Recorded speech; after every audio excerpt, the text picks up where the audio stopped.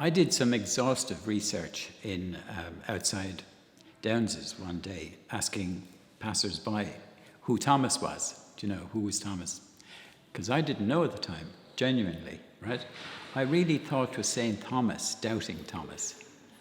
And nobody had any idea. So then I realized that when Henry II had landed in Passage East in 1171, right? He hadn't come necessarily to, start 800 years of, oppression in Ireland. He wasn't all that interested in coming and taking Ireland. He was really quite happy to leave it alone to the Irish, right? But the Normans, Strongbow, were taking it over, so he didn't want bothersome neighbours. So he had to come. But he also came as an alternative to being excommunicated by Pope Alexander III at the time for his part in the murder of Thomas Beckett at Canterbury. Now, what he had said within the hearing of his fairly stupid knights, 3 days before the murder happened, who will rid me of this troublesome priest? Because Beckett had been his closest friend. And the king had always had problems with the church, interfering with things. So the brainwave was that if Beckett became Archbishop of Canterbury, they'd have the whole thing sewn up. But Beckett had become more part of the church than the church had ever been. So this row really happened over what we still call canon law. So that when priests or bishops or whatever had done terrible crimes, the king and the rest of his court wanted to punish the people, but the church at the time said, no, you can't interfere here. We will deal with that. And that infuriated Henry because he was king. He thought he could do what he liked. And he thought that when Beckett became Archbishop of Canterbury, that would be softened. But Beckett became more... I was reading a really fat history of Richard II, and I can't remember who wrote it. It isn't exciting. It's not a page turner. But he called Beckett a theological dinosaur, which is a really good phrase, meaning Beckett was more behind even the church at the time. And Alexander, the Pope, right, wanted Ireland and England, to become up to date. So he said, look, we won't excommunicate you. We won't make you go to the Holy Land, and free Jerusalem. Just go to Ireland, recover it for England, recover it for the church. Thomas was killed because Beckett was infuriating Henry, right? Because he wouldn't play along. He wouldn't sort of hand over the bishops who had been murdering and doing all these terrible things. It's a really good film of this. Beckett, it's called. Peter O'Toole plays Beckett, and the Welsh actor, what's his name? The Welsh actor. Richard Burton plays Beckett. And it's historically very accurate. So the knights, they're in the court in France. They leave, they go over the channel, they stay for the night in Saltwood. They drink all night. They turn up the next day, absolutely plastered at Canterbury Cathedral, 31st of December, fierce cold evening. And they're so excited and crazy, that these skilled warriors make an awful mess of killing Beckett. Instead of killing him, they butcher him. They take the top of his head and his brains go all over his altar, on the altar. So that caused a huge scandal. And the other reason that Henry II came over to England, just sort of 5 months after that, was because he needed to get out of the country because the people were going for his head. He was really at genuine risk of losing his crown. Because Beckett became instantly popular. I mean, Beckett was canonized only 2 years after he was murdered, which was astonishing. He had said it? He'd said it. He was drunk. Okay. And the Pope Alexander III believed him, and he said, yes, but of course, you just said that because you were so exasperated with Beckett. But then who wasn't? Beckett was deeply unpopular within the church, within the bishops and everybody. Because he was so intransigent, because he was so sticking he thought that he should be Henry II's religious superior. Do you know, I'm God, I'm looking after you, I'm telling you what to do. And Henry was saying, you're not, I'm the king, right? Nobody tells me what to do or to think or anything. I'm telling you what to do. That's why I made you Archbishop of Canterbury. And Henry and Beckett just went further and further into this really stuck place. So it was his incredible obstinacy, you know, that caused it to happen. Now, when he was hacked down and his monks got him ready for burial, the astonishing thing they so-called found was that he was actually dressed in a hair shirt underneath all these posh clothes, and that this hair shirt was crawling with worms, right? Crawling with vermin. So I'm not quite sure if that's true, you know, but that was the thing that turned everything. You know, when that got out, that the Archbishop of Canterbury had been wearing a rat, you know, an insect-infested hair shirt underneath all his clothes, he became an amazing attraction. And so the pilgrimage to Canterbury began almost immediately, and people were putting their hands into the blood, and they were being cured, you know, and blind people were putting it on their eyes and they were seeing. You don't have to believe any of this, and you know, personally I believe nothing of this, but it just grabbed the imagination. So for hundreds of years people were going to Canterbury and they were still able to buy little phials of blood. You know, they must have had extraordinary refrigerations at the time, you know, and they'd go home with these little ampules of blood from Canterbury. So Henry II, 1171, arrived in Passage in order to put Strongbow back in his box, in order to bring the Church of Ireland, all the bishops, into alignment with Canterbury. That's what his instruction was.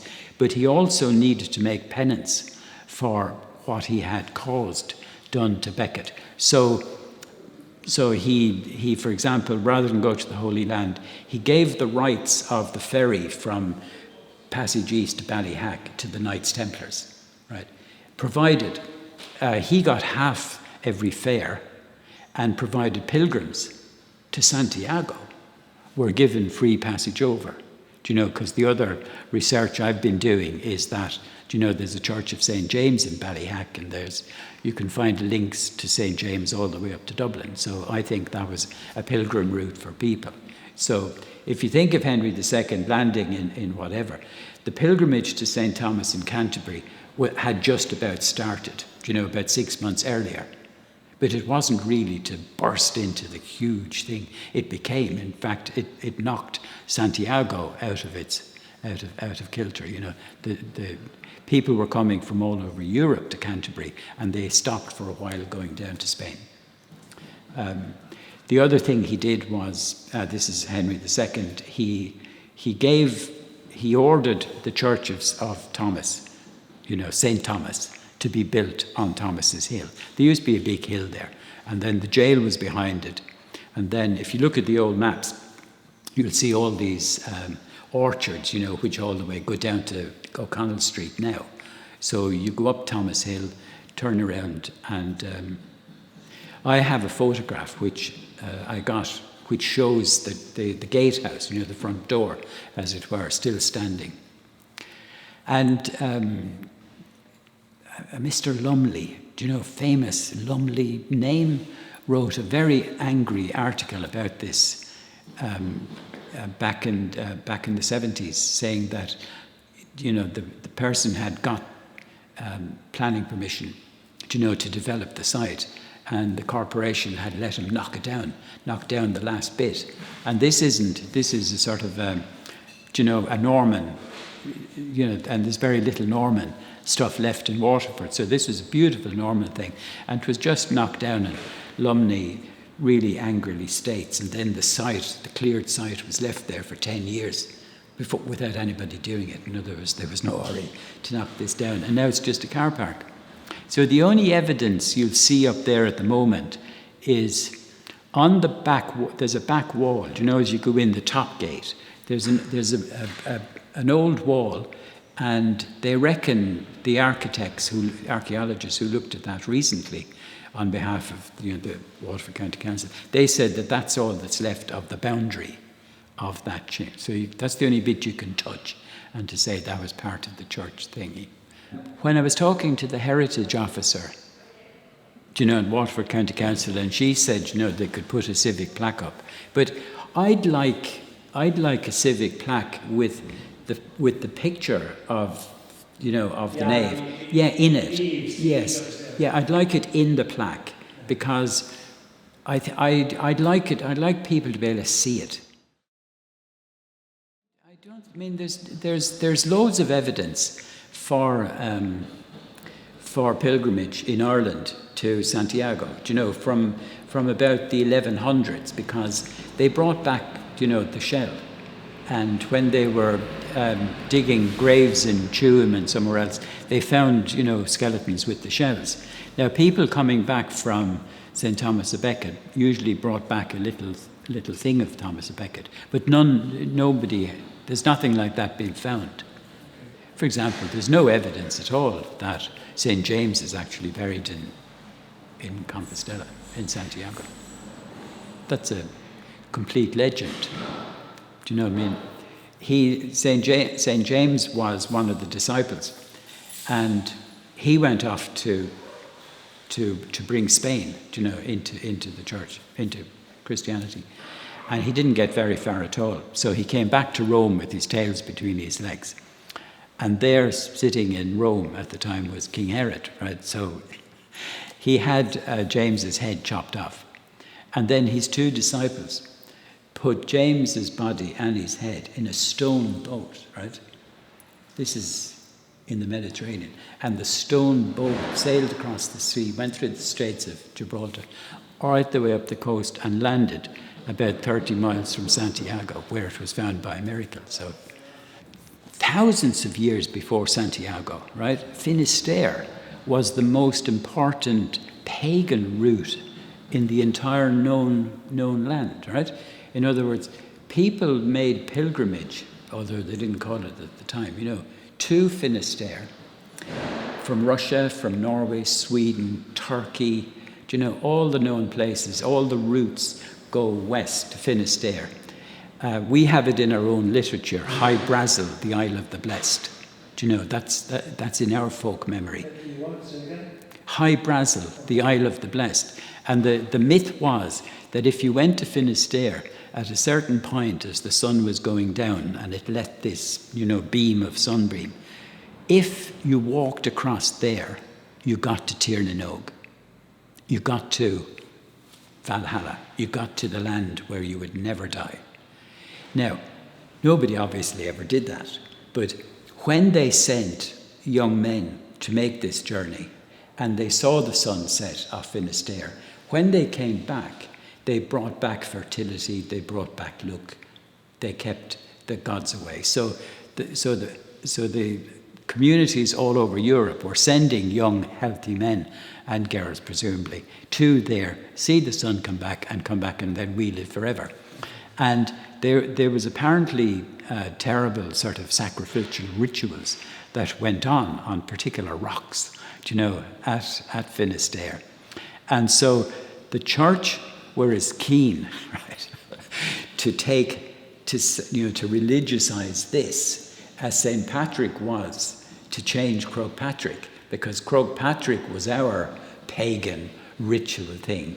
Croagh Patrick was full of sin, according to the church. So Patrick couldn't wait to get up there and cleanse it of its filthy pagan rituals and all that. Oh, absolutely. But Finisterre was that. But the church didn't go all the way to Finisterre. They just said, no, we're going to stop at Santiago. And in fact, they made it a sin. Pilgrims going to Santiago were forbidden to go on the next 3 days to Finisterre. They were encouraged not to. They're only just now doing it. It's weird. Finisterre was they call it the end of the world. Yeah, Finisterre, the end of the world. And it's very interesting. So that is a very old alien site, Finisterre. It is. Apparently, Finisterre in France is actually further out into the Atlantic, but they weren't able to work that out at the time. They didn't have maps. But all the pagan stuff had to go. Obviously had to go. I mean, the other thing about pilgrimage in Waterford, I would imagine that most Waterford people, when they think of medieval pilgrimage, would think of James Rice. The mayor of Waterford, who sailed 300 years after this, 300 years after Beckett, 300 years after the church was built. He sailed to Corunna, 1473, from the quay, people say near where the clock tower is. There was a jetty on the one side over to the ferry bank, for the ferry, and then there was another jetty, and the ships sailed there. So if you go down to the clock tower, that's more or less where he sailed from. Now, he sailed again, 1483, 10 years later, he did another pilgrimage. And very few people did two pilgrimages. It was usually a once-in-a-lifetime thing. But he was a very wealthy merchant, and he had his own ships. And he could go any time he liked, but he had to get permission from the council, from Waterford Council, to go the second time. And he had to put his affairs in order. And one of the extraordinary things he did was to have this cadaverous tomb built in the cathedral before he went the second time. And this cadaverous tomb, and there's only one other in Ireland, and it's up in Dublin again, right? And the cadaverous tomb is, instead of him being represented like a knight or a well-off person on the top, he's represented, I think, astonishingly, it's an astonishing piece of art, as a rotting corpse, as a corpse in the very act of rotting, with frogs, living in his mouth, and worms coming out of his eyes, and his emaciated body with the bones sort of bursting out from the skin and everything. Now, he would have got that from Spain. That's a very Spanish thing. But that's in Christ Church. Yes, that's in Christ Church Cathedral now. But he would be Catholic. Yeah, but he had it originally put in a lady chapel in the old thingy, but as I've said before, one of the greatest acts of destruction was the destruction of the Catholic cathedral. Historians, Ryland says there was absolutely no need for that. So the Catholic cathedral was before... Oh, absolutely, yeah. In that same location? Absolutely, identical. In fact, when you go in on the right-hand side, go over to where the railings are, and you can look down into the crypt of the Catholic cathedral. Right? James Rice's tomb was outside, and when they rebuilt it and built the Protestant cathedral now, right, they had to bring his tomb in, and that's there now. But the Spanish influence, what I used to notice, if I'd be walking in Spain on pilgrimage, and if you're going past a graveyard in the morning, in the dark, every graveyard has a big sign over it, right, in Spanish, obviously, right? And the sign says, we who are in here were once like you are now outside, but soon you too will be in here like we are. And they didn't add carpe diem, but I always thought, seize the day, when you read that. It's sort of chilling. And Rice wanted to remind people that this life just hurtles past, and this is what we're all going to look at. Now, he was a generous person. He left all his money. When he died, he was a rich man, but even as he was living, he was giving it away. I as a historical character, I like him. And Rice, so what year was this? 1473, 1483. He died soon after the second pilgrimage. Was he a mayor or what? He was all that time, yes. Okay. And what's his link then? Or is there a link to the other race? No, none. Absolutely none. Okay. None. But it's not usually named though. Yeah, but the other Rice was from Callan, he was a blow-in to Waterford from Callan. He was also a merchant. his father was a merchant, yes. Yeah, no, there's no connection. James Rice, the mayor, his parents were devoted to St. James. That's why they called him James. Okay. And he became devoted to St. James because of that. Whereas it's Edmund Rice, not James Rice. Yeah, no, in 1473, I don't know if I can remember this right now, this person at the time in Corunna, counted 70 ships, all in there, all pilgrim ships, 70, on the one day, and said that about half of them were Irish ships. Wow. So it was a sort of a rich man's thing because, you had to pay, to get on the ship, and it would be about a week or something.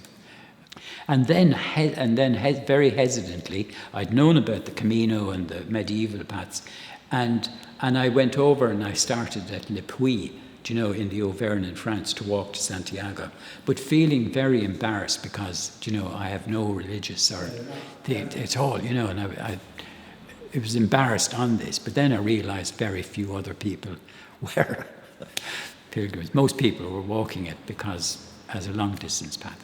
But to tell you the truth, Ollie, I was only on that, for about a week before it got to me. You took the soup. I think I did. In fact, I wear around my neck here, a medal, and one is a medal of St. James, right? And every time I'm on a plane, right, as we're taking off, I furtively, right, find this medal, right, and hold on to it like that until we're up, right? And then as we're level, I say, thank you. And I drop it back down again. And as we're landing, I'm searching for him again, and that's a bizarre and irrational part of me. But it gets into you. I don't know how it doesn't get into people. You're going to places, you're walking through villages, and you're looking for evidence. Where was he? You're looking for evidence of St. James, not St. James's churches and the things like that. And I think I've had really some terrible. I walk alone, right? I shouldn't be, but I walk alone, and you cross mountains and you walk in the rain. And there've been 2 or 3 times at least where I thought I'd had it. I thought I was going to die of hypothermia. Something turns up. In France, a buckety little van turns up, and this farmer says, "Get in out of the rain, you idiot," and takes me to his gîte where I get warm and dry and everything. And I attribute that to some sort of somebody looking after me, because otherwise I would have just gone. Crossing the Pyrenees the first time in fog and rain was another example of where I got really scared and really frightened. I'd emptied my rucksack of everything I had to wear because it was so cold. And I felt this hand on my shoulder. And I became incredibly warm and just continued to tear up the mountain. I'm sure there's a psychological, psychosomatic explanation for all this. But I can't deny that happened to me. I'm almost embarrassed saying that, but it is the truth. It is part of my truth. And when you have those experiences, you begin to feel that you will always be safe, and that you're not really alone, and that there'll always be a bed at the end of the day, there'll always be food. Just stop worrying. And that's when you become a sort of a pilgrim, And one of my heroes is John Bowlby, a great British, psychiatrist, child psychiatrist. And he didn't have any faith either, but he believed in pressing on, against odds. And when he died, and he was buried in the Isle of Skye, you know, on his tombstone, it just says, John Bowlby, 1880, whatever, to be a pilgrim. You know, so I'm going to borrow that one for my stone in Faith Lake Church. To be a pilgrim. Yeah, to be a pilgrim. Because it's not pilgrim in the religious sense. It's keep going. Do you know, the Spanish, the old Spanish greeting for pilgrims was ultrea. Ultrea. It means keep going. Don't stop. And you can just apply that to life. Do you know, don't let anybody put you off or put you down. You know, keep going.